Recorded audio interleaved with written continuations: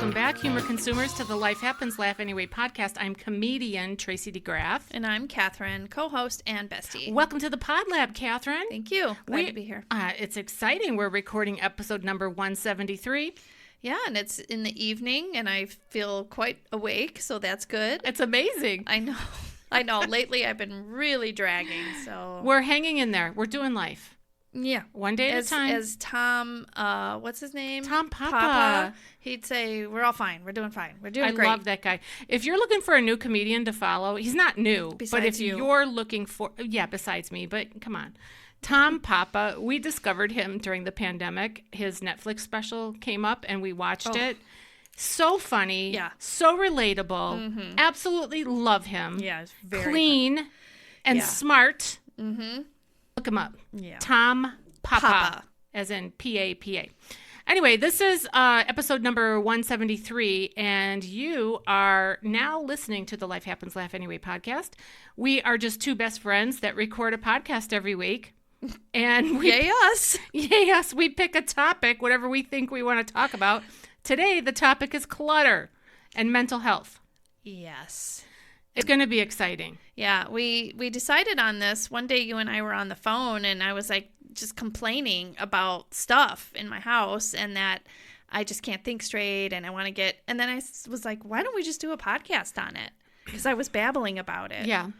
And I think that people listening, everybody gets into those little, seasons of where things are just everywhere. I would not believe anybody if they said, I don't ever have... Well... Okay, there are some people I'm thinking of. My sister-in-law never, I swear she never has clutter. But it can, like school papers, or now that I'm past that stage, it's my mom's papers and all of her just documentation and records and stuff. It accumulates. Well, the people that don't struggle with clutter are not listening to this episode. They're not going to waste their time listening to us babble on about clutter if they don't struggle with it. Well, unless they just like to hear us. That's they true. know us. That's true. Anyway, these are the takeaways that you're going to get. If you hang in there with us, we should talk around 45 minutes or so because we have an appointment. We have to go.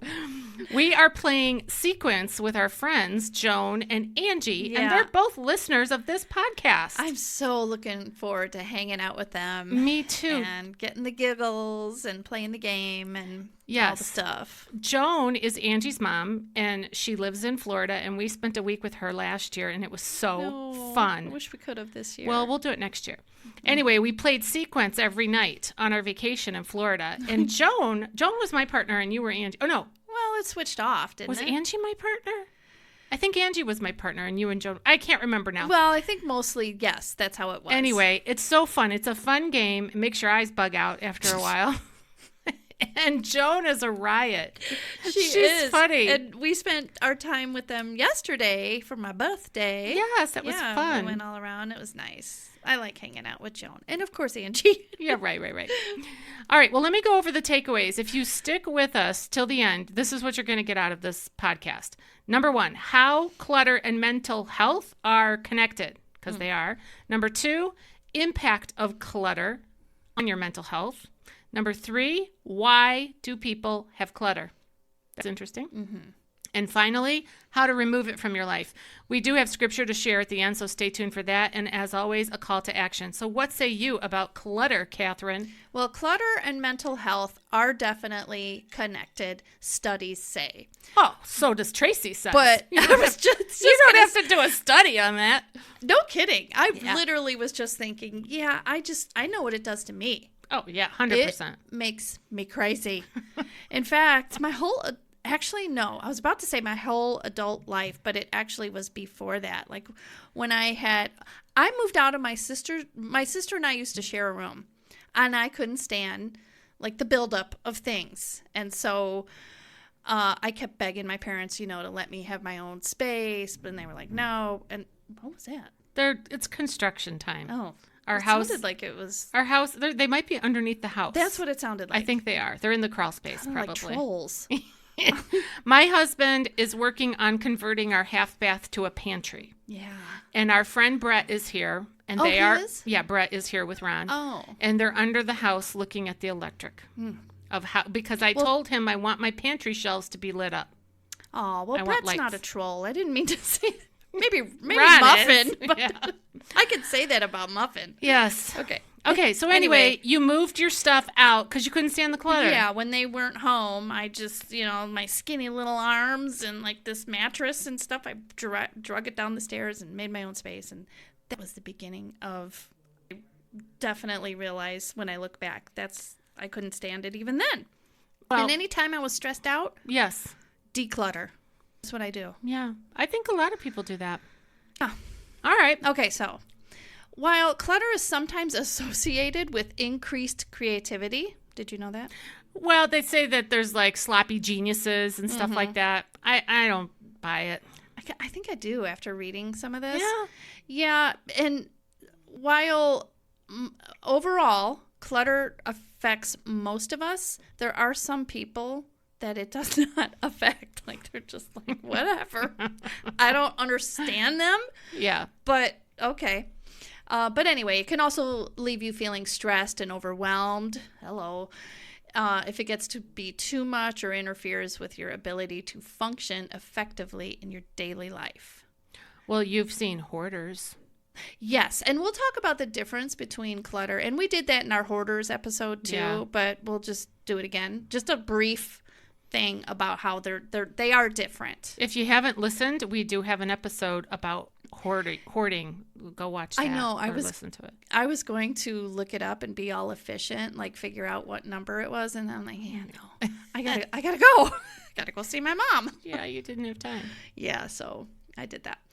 So, how they're associated and what is the impact of clutter on mental health?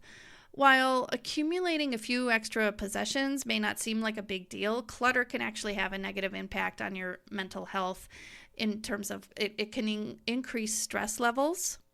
It can make it difficult to focus, and it could take a toll even on relationships. And that's similar with hoarding too.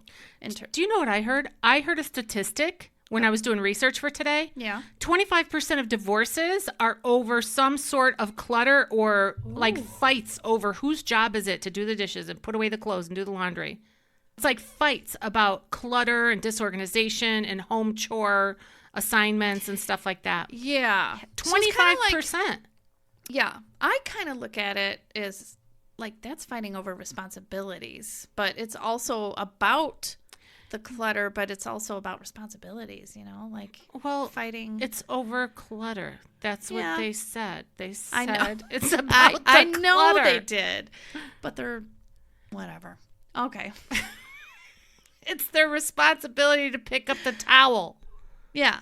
People get upset about that. When you're living in a space with someone, I don't care if it's your spouse, your sister, your roommate, your dog. If you're living in a space, you're sharing a space with other beings, human or not, and they do things, that create a smell, that create a mess, that create an unsanitary situation. And then if they don't clean it up or they expect you to clean it up, it creates anxiety. It creates tension, conflict.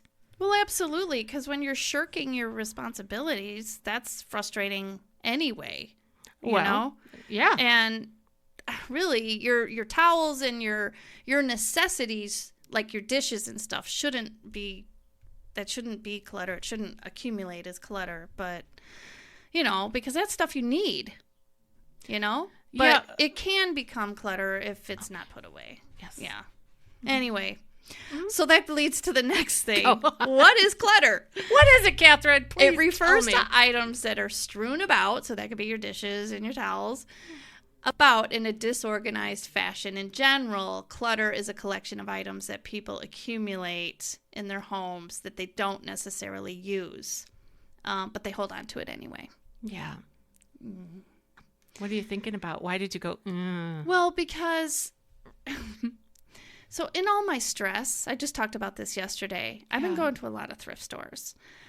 So it's either gonna, I'm gonna have some kind of vice, right, to deal with the stress. It's either gonna be I'm gonna eat too much, drink, do drugs. Well, I don't do that stuff. So, I like to drink a little bit, but not, I don't like to drink in excess.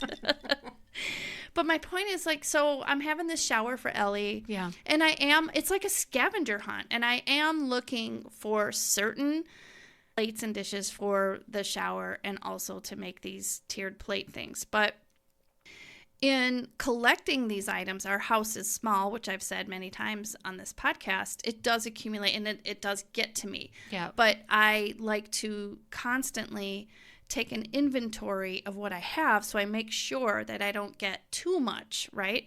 And then I try to be very organized with it. I've got them labeled. I have them wrapped in totes, but I have them wrapped in such a way that I can see through it. And I guess what I'm saying is that it, even though there's a purpose for it, it can get to me, especially with limited space. So, Yeah. So that's why I went. Yeah, because it's starting to bother you.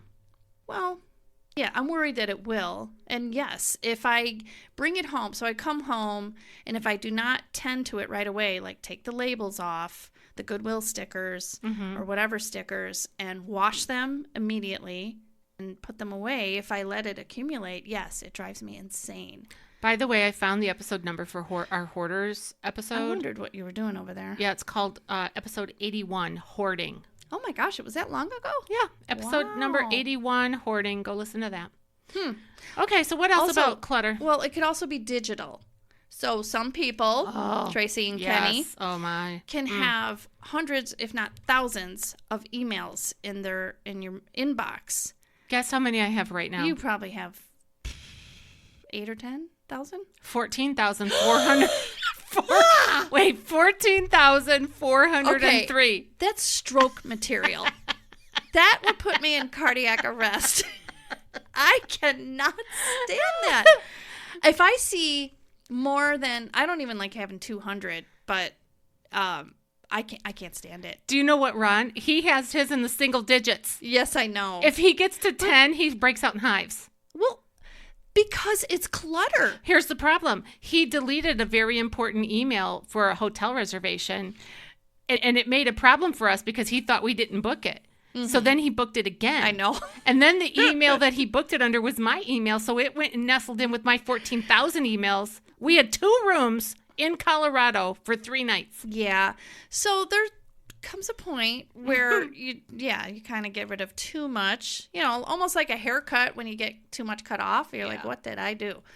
But the digital stuff also affects your mental well-being. It does. And I totally understand that. I've never deleted my download folder. So everything that I've ever downloaded is in my download folder. Oh my gosh. What is nagging at me are these Audacity. So we record, we record on Audacity. Well, once I make the file, it makes 2 other ones. I don't quite understand why, but anyway. And I haven't gone through it lately and deleted all the unnecessary extra files. And it's bugging me. Like, it just bogs me down. Yeah, we'll get to it. Yeah. All right, what else? Okay, well, we know that clutter impacts our physical space in really obvious ways. It could be a fire hazard. It could be an eyesore. It could be a safety issue. You could trip on it. 100%. But the mental, debilitating way is different, right? Yeah. It makes a mental, a negative impact. It steals your joy. It steals mine. It does. Mm-hmm. But so the type of people who have perfectionist tendencies, they are even more stressed out by clutter. So that could explain, I don't know if Ron is a perfectionist necessarily, but I can teeter on that in some ways. Yeah, Ron. I don't know about Ron. Ron definitely is like a monk character, if there's something crooked or off center, there's that element of him. Yeah. So to a degree. But he has grace, thank God, because he's married to me. Right. And one of the things that we do very different is if I'm cooking in the kitchen, I have every cabinet door open. I saw you did that yesterday. I do. I was looking at it. I open everything. I saw it yesterday. What? I was over here yesterday, right? Yes. Oh, And I looked over at your cabinet. Oh, maybe it was after prayer. Whatever. I'm like, cabinet door is wide open. Why is it open? Okay, I open all the cabinet doors. Oh, my God. I open the fridge door. I leave it open. My fridge is old, so it doesn't have an alarm on it, So if I'm cooking and I'm going to be in and out of there for a minute, I just leave that open. I leave all the drawers open. Okay. I will sometimes leave if I'm putting away groceries, I will leave it open then, but no way, not while I'm cooking and stuff. That's funny. That's fun. So Kenny, our cabinet doors don't always shut properly all the time. Yeah. Well, I make sure they do every time, and I'll press it so that I cannot stand it when it's open, just a teeny weeny, and he does it constantly. Catherine and I have discovered so many times over the decades that we've been friends that she is very much like my husband and I am very much like her husband. Yeah. We have a lot of similarities opposite. I'm a firstborn and Ron's a firstborn. Yes. Kenny is the baby of the boys. Yes. And second to the last, and you're the baby of the family. Yes. So, and Kenny and I just laugh at you guys, roll It's off. What's your problem? Okay. Well, what are the ways that, what impacts of clutter on our mental health? What are they? Well, increased stress levels, which we have already said. It's very hard to relax and rest when you're around clutter in your home. And let's see, it can contribute to household chaos, which is associated with bad parenting, negative emotions, and stress. Yeah. It can bring on difficulty focusing. I know that I suffer from that too because of clutter. It could be distracting. And it says here, our brains can only focus on a limited amount of stimuli at a time. So if you're surrounded by clutter when you're trying to work from home, for example, the clutter can actually make it harder for you to think clearly. Another problem is procrastination. That's the death. Yeah. It's the death. Research shows that people with cluttered homes tend to procrastinate on important tasks. You might have to dig through stacks of papers to pay the bills, or maybe you have so many piles of dirty clothes that it feels overwhelming to start the laundry, whatever. I wouldn't say that the latter is super important, but I could see where paying bills would be. I was doing research for something totally not this topic, but this guy was helping his aunt and uncle with just some, I don't know, financial matters. Mm-hmm. And they knew that the uncle had passed away or something. And they knew that the uncle would hole away cash in different spots. Oh. They found $60,000, something like that, some big number like that, $40,000 or $60,000. Wow! And the nephew who was helping the family member, he had it on his heart to help a family at church that had a bunch of kids and no money and their vehicle broke, and he was praying that God would help him to provide for them a vehicle. Oh.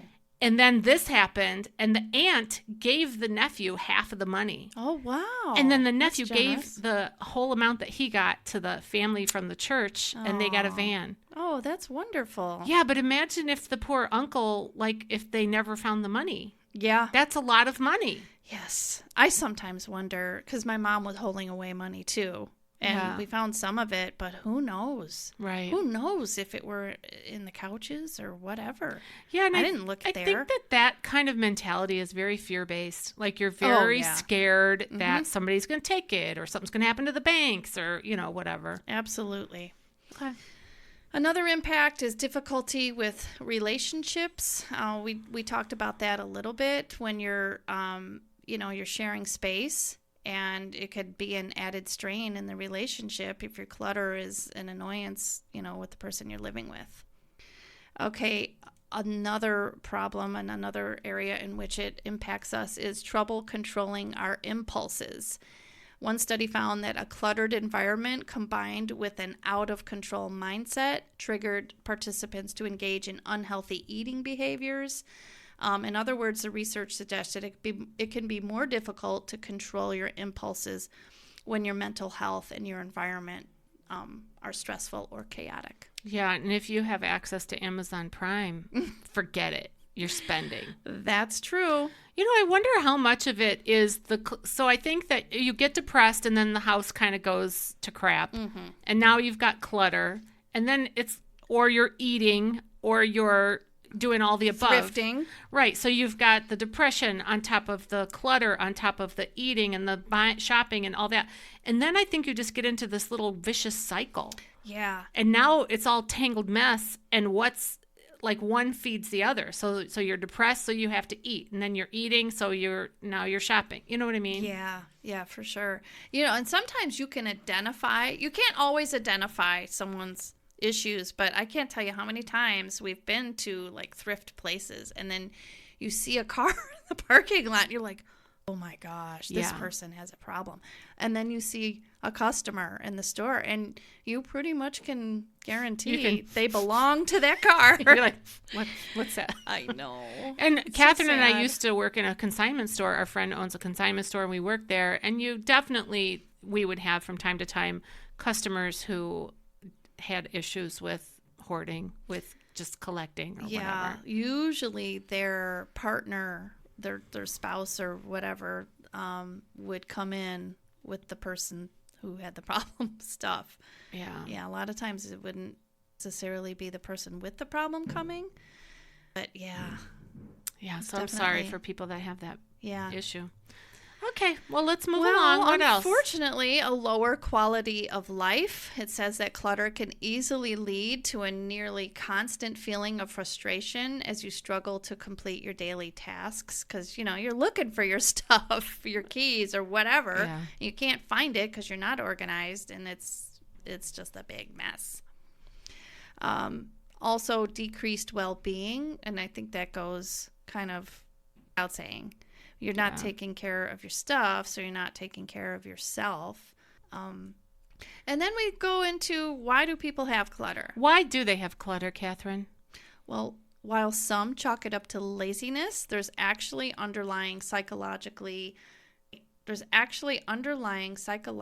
of clutter and disorganization that keeps people from tidying up. Doesn't sound right. Well, the research that I did about why we have clutter is they said that there's something wired up in our brain, like we have to hang on to stuff in case we need that food. That's or in here, yeah. we run out of money or whatever. And I don't know how that works. I don't know how the brain psycho stuff works, but I guess it makes sense. Yeah, and that is on here as well. Other reasons are people feel overwhelmed. They feel it's a huge job to get rid of things. It could be physically and mentally exhausting. So then they just kind of put it off, you know? I also heard that clutter makes more clutter. So if you're in a pristine environment and there's a little bit of clutter, you're going to tidy that up. Yes. But if you're in a cluttered environment and there's maybe even a lot of clutter that you've just created, you're just more likely to go, eh. You know, that's funny you say that because my mom, before we figured out what she had and stuff, she had a lot of clutter in the house. Oh, like, yes, to the she point did. where it was almost like hoarding. And, you know, I didn't know at the time when I discovered it what was wrong, but it really irritated me. Anyway, then we found out, well, she's got Alzheimer's and this. But I found it funny. She'd come to my house. My house is kind of minimalistic-ish. Sorry, I have a tickle. And if I had just something out of order, it would drive her crazy. And she'd say, you need to put that away. And I thought to myself, wow, you have a lot of nerve. Hold on. I'm going to have to edit that. Here, drink. I'm sorry. You're going to have to say something. Catherine is coughing and gagging, and her face is turning red. And now she's like chugging her wine. So catch your breath. It's like a tickle. Yeah. Oh, my eyes are watering. All better? Yeah. Good. Okay. Another reason people have clutter is objects remind them of important things. People keep clothes that don't fit anymore because they hope to lose weight. Guilty. Yeah. They hang on to old brochures for cruises because they want to travel. However, keeping objects that remind you of your goals doesn't make you closer to achieving what you want. I think in some respects it actually could take away from you achieving Well, according to this, 'cause your it's goals. mental. Yeah, and it prevents you from being productive. It prevents you from earning money. It costs you money. Yeah. Every material item that we own has a cost to it. Yeah. It has a maintenance cost. That's so true. Which sort of reminds me, it's not on here, but sometimes I'm thinking to myself, I paid a lot for that. I can't just get rid of it and donate it. And whatever place where I could get money for it, maybe it's not the right season or whatever. So then I find myself hanging on to something unnecessarily just because I know what I paid for it. Yeah. That's a problem too. But that's not on this list. One of the, she was an organizer that I listened to talk about it earlier today.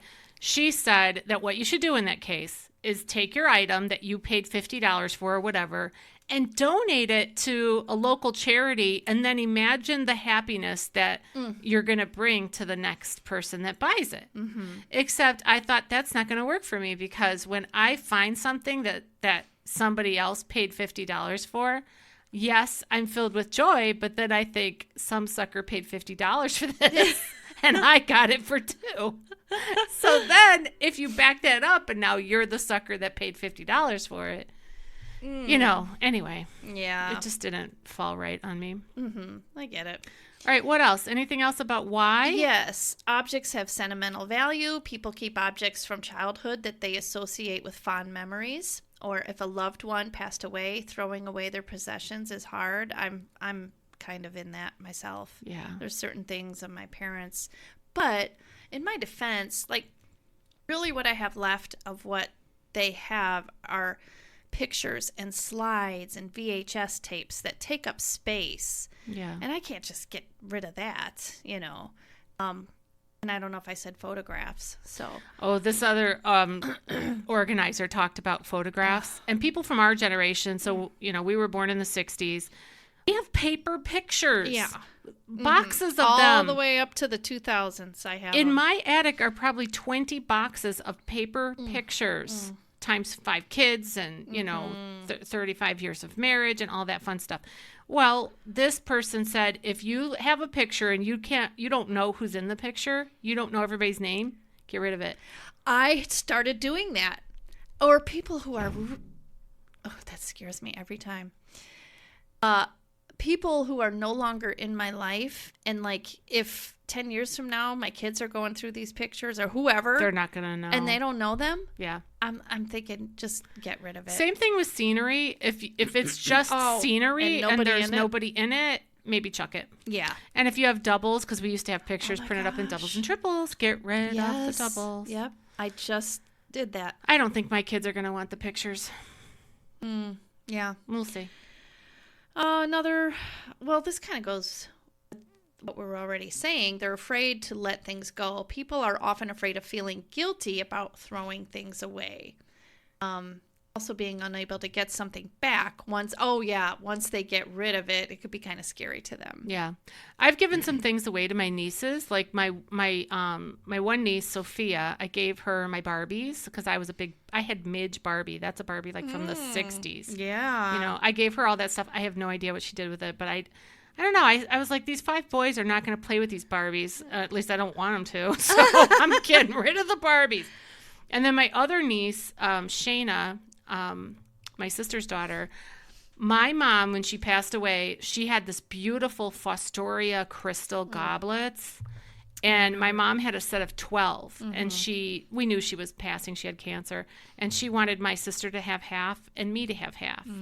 Well, I hung on to them for a while, but then, and I only had 2 boys when Mom died, but then I had 3 more. And by the time I had 5 boys, I just thought crystal and 5 boys doesn't really go well. Yeah. And my sister had given my niece, her daughter, the others, Yeah.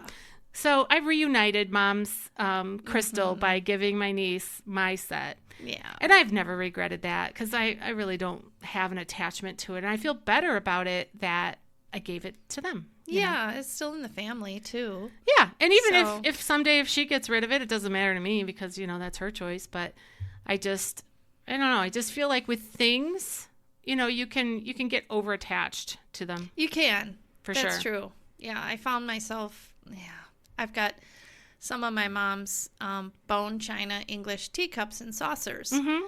Well, I have, just some. But I also have, and I don't know if Wendy wants them, but it was my mom's teacup set and saucer with a teapot. And so I think to myself, oh gosh, I have to use it. Yeah. I'm not going to just have it sit there. One of these organizers that I listened to today, he said that his mom and his aunt fought over who was going to get the china cabinet when their mom passed away. Okay. And then he said the generation today, they fight over who's not going to get it because the younger generations don't want all that china stuff. No. They're just not into it. Right. Maybe it'll come back. Well, yeah, like the buffet part is people use those, but they don't use the top hutch part, you know. Okay, now what's the difference between the hoarding and the clutter? Well, having clutter in your home and having a hoarding disorder are two different things. However, it's important to recognize the signs of hoarding in yourself and your loved ones, which we won't go into all of that, but just listen to our hoarding episode. Yeah, exactly. Just head on over there to episode number 81. Listen to that. Yeah. Okay. Done? Yeah. What about how to get rid of it? How to get rid of the clutter? Okay. What's your best from your gut? From my gut? Forget the experts. To do a little bit at a time. Little bit at a time. That would be my number one thing, and that is what I do. In fact, I do it frequently. I get some paper bags because it's nice and neat, and I find stuff that I'm not using or it's just taking up space and it's driving me crazy, and I will just donate it regularly. That's that's a small thing you can do. Yeah, I would say from my gut, like just a tip on decluttering. When you're out shopping and buying things, really think. Yeah, right. Don't just buy even groceries. Don't just buy groceries and produce willy-nilly. Think. Yeah, I know. What am I going to do with these grapes? How am I going to serve them? Am I going to, this little bunch of grapes, are they going to get all rotten? Yeah. You know what I mean? Yeah. Like one tip that I've gotten from other people in terms of clutter in your fridge, let's say, fridge and freezer, okay, and cupboards, all in the food area, food prep. Instead of thinking to yourself, what do I need? What's my grocery list? Look at what you have and think, what can I make? What can I make with the food that's in my freezer? Yeah. And then write down all the proteins that you have in your freezer. So chicken, salmon, scallops, shrimp. And then write down all the fresh stuff that you have. And then you could just go to your fancy internet and put in meal with salmon and potatoes. And then up comes recipes, right?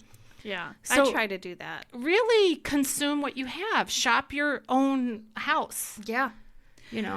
What I do too is I will sometimes check the expiration on things in my refrigerator regularly and my cabinets because I just can't stand having stuff in there that doesn't need to be, So you could do little things like that. It only takes a couple of minutes. Yeah, keep it simple. Yeah. You just dedicate some time.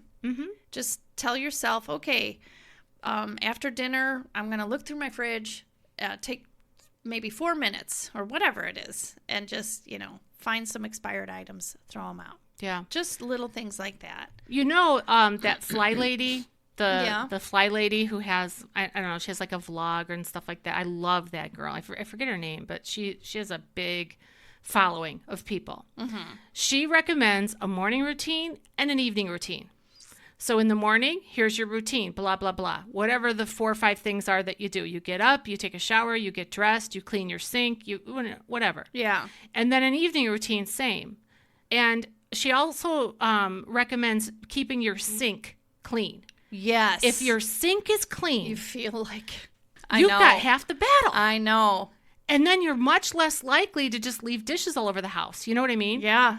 And so it's the sink. And also, I think keeping the toilet. Like she does a swipe on the toilet every day. Instead of leaving it all for whatever day you get to it. Yeah. just a swishy swipe. And she takes any kind of soap and puts it in the bottom of the brush holder with a little bit of water. Mm-hmm. She says you don't have to have fancy soap. You've got some left. You've got the little samples from the hotels, although now they put them on the wall so you can't take them away. You know? But any kind of soap, just put it in there. It's soap. It's going to mix up with the water, and you keep it clean every day. So then you don't have the pile up. Yeah. Yeah. I kind of sort of do that, actually, believe it or not. So routines. Yes. I like to have my bed made every day. That makes me feel like my room. Would you come make my bed? Would you come make it every day? I thought you made your bed. I have slacked off, Catherine. Oh. I love a made bed every day. Yeah, me too. I love it. Here in the last few months, when I got super busy with events and stuff like that, you know, I was like running. I just unpacked my suitcase from Virginia. I just did it today. I did it today. Oh my gosh. And that was in April. Yeah. This is May. This is May 14th. Yeah, that was like a month ago. Wow. But there it sat. Dang. I know. But I got motivated because we were doing this episode on clutter, and I cleaned out my closet. Yeah, you sent me a picture. It looked good. It was fantastic. Speaking of, here's a little tip for you. If you're cleaning out your closet, here's one thing you can do. Go through all your shoes, okay? If your shoes don't fit, get rid of them. How would they not fit? Well, I had 2 pairs that don't fit because I ordered them online. Are you growing? I don't understand it because you're an adult.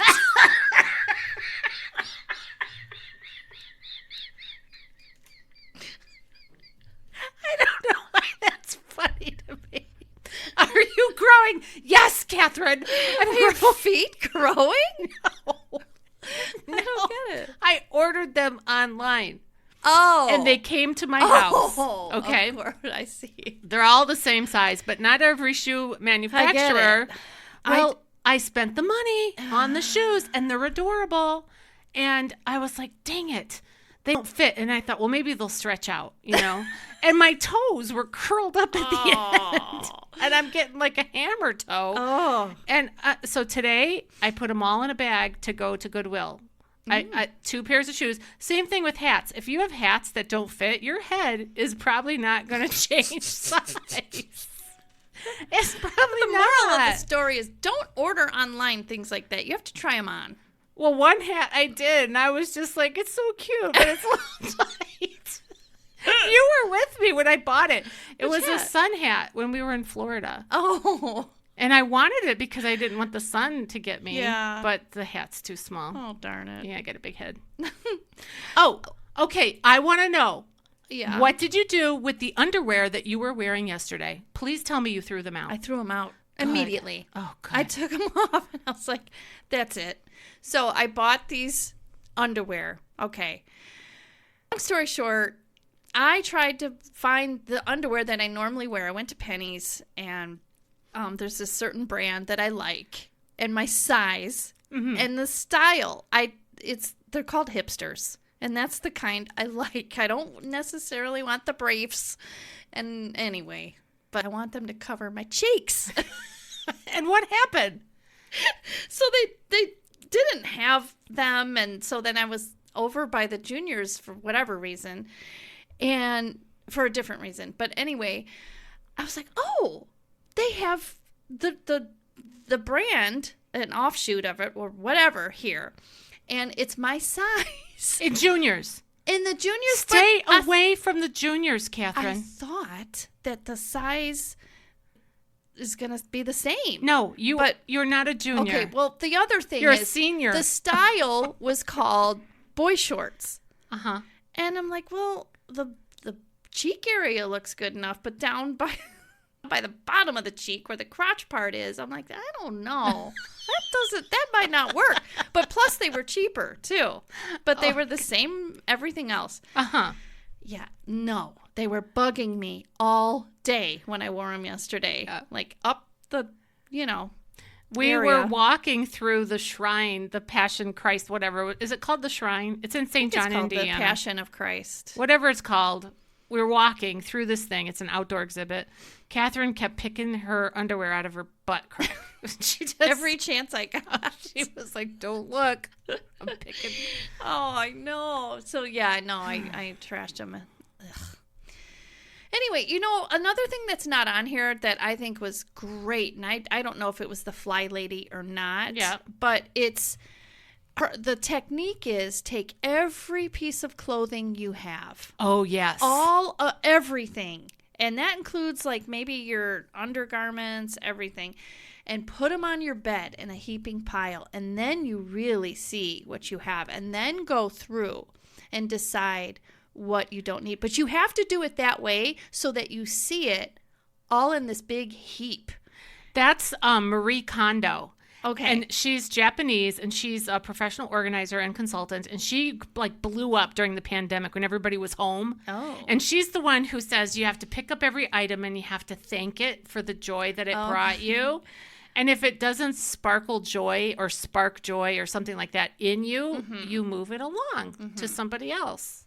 Yeah, I've done that before, and that was helpful. We and when did- you see yeah. your clothes like that, including your jackets. Whoa. We did an episode on minimalism as well. Yeah, I don't know we what the number is on that one, but we did. But anyway, another couple things real quick on how you can reduce, your clutter and remove it is just reduce your items. Make piles of 4 things that you're going to keep in one pile. The second pile can be whatever you're going to give away or donate. And the third is your throwaway. And if you really need to, like you're having trouble deciding, you can put like a 4th pile for that. Just don't let it get too big. yeah. And then kind of work your way through that. And organize. Try to organize items based on what you use every day. You want those to be easily accessible and reachable, and so you want those, You have to think first. about real estate, like Yeah. especially in your kitchen. You want the knives to be in an area that's convenient for you when you need a knife. You want the measuring cups in a spot that's convenient when you need those. Yeah, exactly. All right. Anything else that you wanted to add? No, just try to a good rule of thumb is just try to keep your surfaces and countertops and desks and things like that free of your belongings. It drives me crazy. We have a buffet right when you walk in the front door, and people, Alice, when they come in, they put their stuff immediately on the buffet, and it drives me crazy because it's like clutter. It's a backpack, or it's a purse, or it's their keys. Yeah. And I immediately move it because it just drives me crazy. Well, there you go. Yes. So that's the basics there. Well, I hope that people have enjoyed all this information. We have some scripture to share. Did you have anything else to share about clutter? Not really. We've got 3 different scriptures. I'm going to share all of them because they're all excellent. So the first one is Luke 12:15. It says this: "Then he said to them, 'Watch out, be on your guard against all kinds of greed. Life does not consist in an abundance of possessions.'"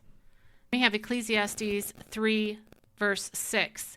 "Time to search, a time to give up, a time to keep, and a time to throw away." And that whole chapter, Ecclesiastes chapter 3, is all about there's a time for everything. Yeah. And then finally, 1 Corinthians 14, verse 33, "For God is not a God of disorder, but of peace, as in all the congregations of the Lord's people." There you go. Praise God. All right, call to action. We just thought it would be nice to encourage everybody to just do a little bit. Just take a little section of your home and give yourself a time limit, whatever is comfortable for you, whether it's 15 minutes, a half hour, 45 minutes, an hour, whatever it is. Do one little area. And be kind to yourself. Please. Don't beat yourself up. Be kind to yourself and allow yourself those moments of, if you're overwhelmed, just be kind to yourself. That's all. That's a good tip. Yeah. All right. Well, you've been listening to the Life Happens Laugh Anyway podcast. I'm still comedian Tracy DeGraff. I'm still Catherine. See you next time.